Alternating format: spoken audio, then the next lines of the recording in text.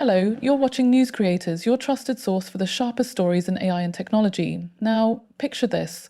A 74-year-old gentleman walks into a New York courtroom, but instead of standing up to argue his case, he presses play on a video. Up pops a rather dapper AI-generated avatar, reciting his legal arguments as if it's the most normal thing in the world.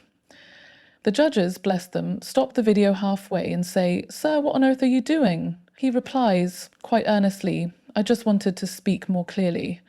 Turns out he was also cheekily promoting his own AI startup, right, there in court. This isn't just a quirky headline, it's a sign of where we're heading. AI is already everywhere in the legal world, helping with document review, legal research, even predicting case outcomes. In fact, 65% of law firms now use AI for document review, and adoption is set to hit 90% by 2030. But here's the practical bit.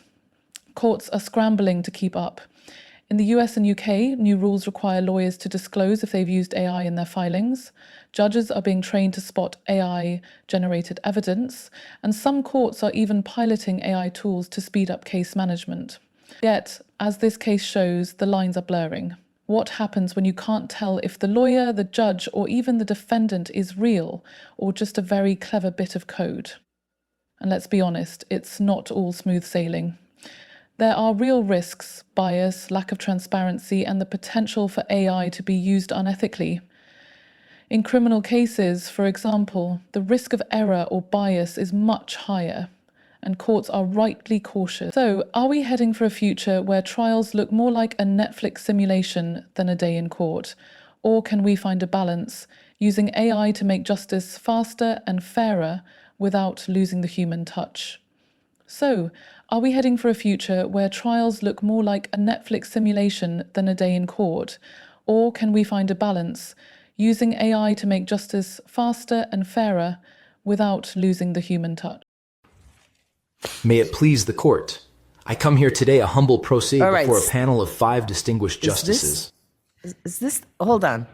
Is that counsel for the case? I generated that. I'm sorry? I generated that? That is not a real person.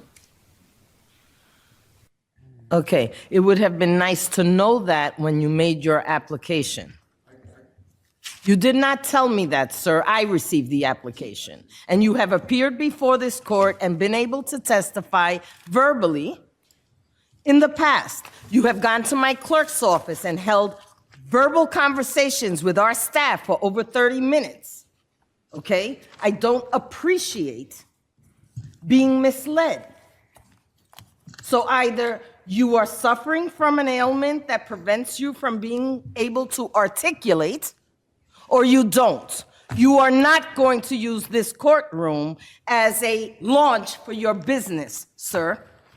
So if you are able to shut that off.